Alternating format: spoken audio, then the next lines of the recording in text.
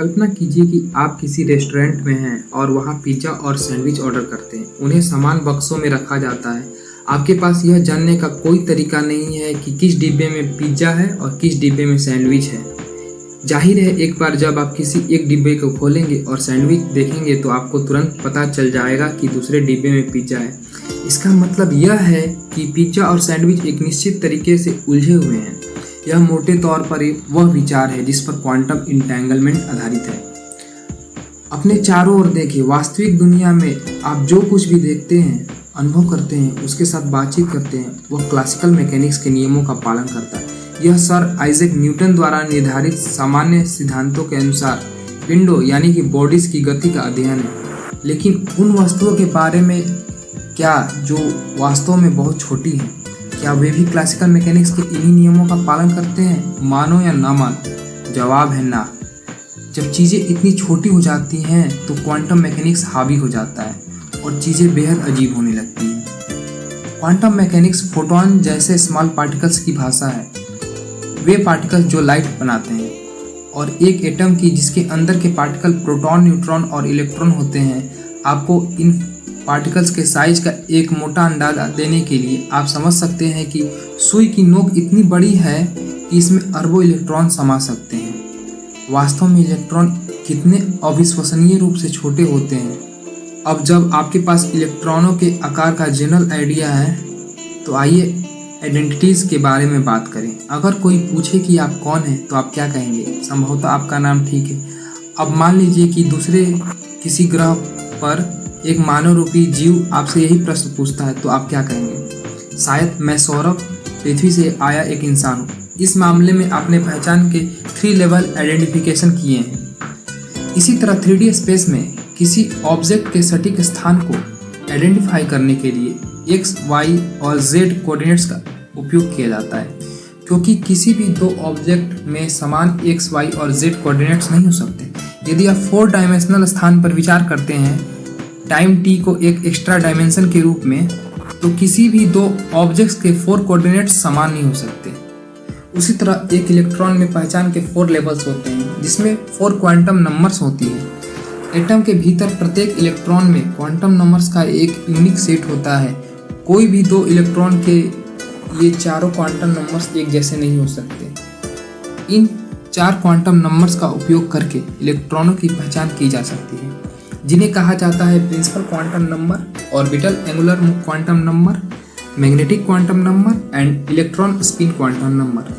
ये सभी quantum numbers काफ़ी इंपॉर्टेंट हैं, क्योंकि वे एक एटम के इलेक्ट्रॉनिक कॉन्फ़िगरेशन को निर्धारित करने में मदद करते हैं, और एटम के भीतर इलेक्ट्रॉनों को संभावित स्थान भी। हम केवल इलेक्ट्रॉन स्पिन क्वांटम नंबर के बारे में बात करने जा रहे हैं। स्पिन की परिभाषा है किसी फंडामेंटल पार्टिकल के एंगुलर मोमेंटम का आंतरिक मान।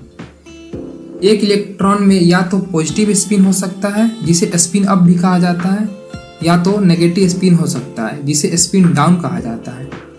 जब हम कहते हैं कि एक इलेक्ट्रॉन का स्पिन पॉजिटिव या नेगेटिव है, तो इसका मतलब यह नहीं है कि इलेक्ट्रॉन वास्तव में घूम रहा है। हालांकि इसमें एंगुलर मोमेंटम और प्रॉपर मैग्नेटिक ओरिएंटेशन है, यह बिल्कुल घूमता नहीं है। यह वास्तव में सुपर पोजिशन की स्थिति में मौजूद हो सकता है, जब इसमें पॉजिटिव और नेगेटिव दोनों स्पिन होते हैं।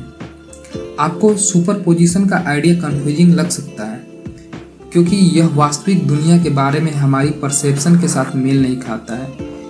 इससे थोड़ा बेहतर ढंग से समझने में मदद के लिए सुपर पोजिशन को समझने के लिए यहाँ एक प्रसिद्ध उदाहरण दिया गया है। आपने श्रोडिंगर की बिल्ली के बारे में सुना होगा।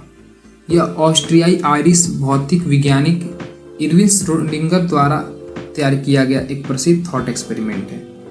ये इस प्रकार होता है, कल्पना कीजिए कि आप एक बिल्ली को एक रेडियो एक्टिव सब्सटेंस जहर की एक शीशी और एक गीगर काउंटर के साथ एक अपारदर्शी साउंड प्रूफ बॉक्स के अंदर रखते हैं। यदि रेडियो एक्टिव सब्सटेंस सड़ जाता है, तो गीगर काउंटर एक सेटअप को ट्रिगर करता है जो जहर छोड़ता है, जिससे बिल्ली मर जाती है। लेकिन पदार्थ का सड़ना एक रैंडम प्रोसेस है, इसलिए यह कब होगा इसकी भविष्यवाणी करने का कोई तरीका नहीं, और इसलिए बॉक्स खोलने से पहले आप कह सकते हैं कि बिल्ली एक ही समय में जीवित और मृत दोनों ही सुपरपोजिशन में है।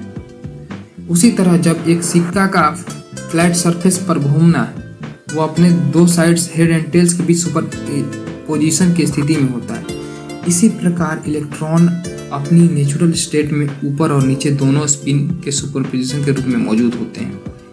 केवल मापने पर ही वे ऊपर या नीचे एक निश्चित मान देते हैं, जिसे टेक्निकल शब्दों में वेव फंक्शन का पतन यानी कोलैप्स ऑफ वेव फंक्शन कहा जाता है। क्वांटम मैकेनिक्स में वेव फंक्शन कोलैप्स तब होता है जब एक वेव फंक्शन जो शुरू में कुछ स्टेट्स के सुपरपोजिशन में था, बाहरी दुनिया के साथ संपर्क के कारण एक स्टेट में आ जाता है। जब इलेक्ट्रॉनों की एक पेयर उत्पन्न होती है, परस्पर क्रिया करती हैं या स्पेशियल प्रॉक्सिमिटी शेयर करती हैं, तो उनकी स्पिन स्टेट्स आपस में इंटेंगल्ड हो सकती है, जिसे वैज्ञानिक क्वांटम इंटेंगलमेंट ऑफ इलेक्ट्रॉन्स कहते हैं। एक बार जब इलेक्ट्रॉन इंटेंगल्ड हो जाते हैं तो दोनों इलेक्ट्रॉनों में केवल अपोजिट हो सकते हैं, यानी यदि एक अप स्पिन के रूप में मापा जाता है तो उसका तुरंत डाउन दूसरा स्पिन हो जाता है। अब हम जानते हैं कि बिना मापे गए दो इलेक्ट्रॉनों में एक भी स्पिन नहीं है, बल्कि ऊपर और नीचे दोनों स्पिन का सुपरपोजिशन है। हमें दो इलेक्ट्रॉनों को मनमाने ढंग से अलग करना है।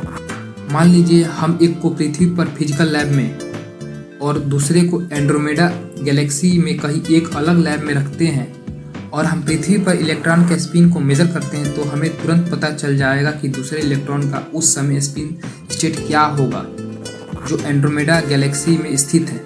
फॉर एग्जाम्पल, यदि हम पृथ्वी के इलेक्ट्रॉन को अप स्पिन के लिए मापते हैं तो हमें तुरंत पता चल जाता है कि दूसरे इलेक्ट्रॉन का स्पिन डाउन है। यह जानकारी तुरंत और प्रकाश की गति से भी तेज गति से फैल जाती है। जैसा कि कोई कल्पना कर सकता है, इस आइडिया ने फेमस साइंटिस्ट एल्बर्ट आइंस्टीन को बहुत परेशान किया। वास्तव में यह उतना परेशान करने वाला एहसास था कि उन्होंने उस घटना को spooky action at A distance कहा।